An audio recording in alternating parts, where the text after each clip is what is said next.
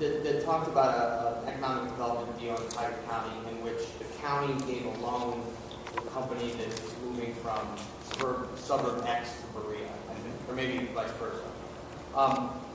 How would that, I guess, how would that line up with your call for an anti-poaching policy, and how does it compare with what the deal JobsOhio has been involved in which one company has moved from, city X in Ohio to city Y?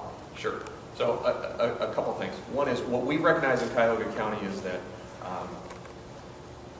we don't want to encourage a city to just offer, let's say, a tax package to move a company from one side of the city border to the other side of the city border.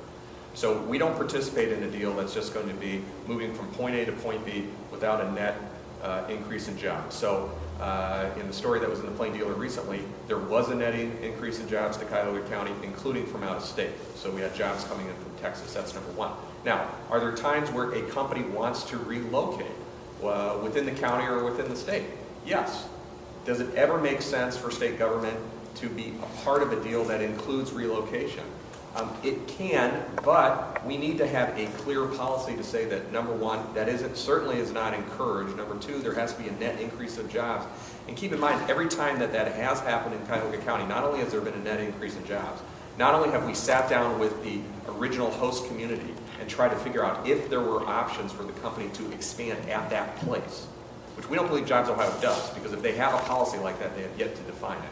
But we're also not moving jobs to some place where those workers cannot still commute. So if you have jobs, let's say, moving from, let's say there's a worker who's working at a company in Youngstown and it moves to Columbus, what's supposed to happen to that family?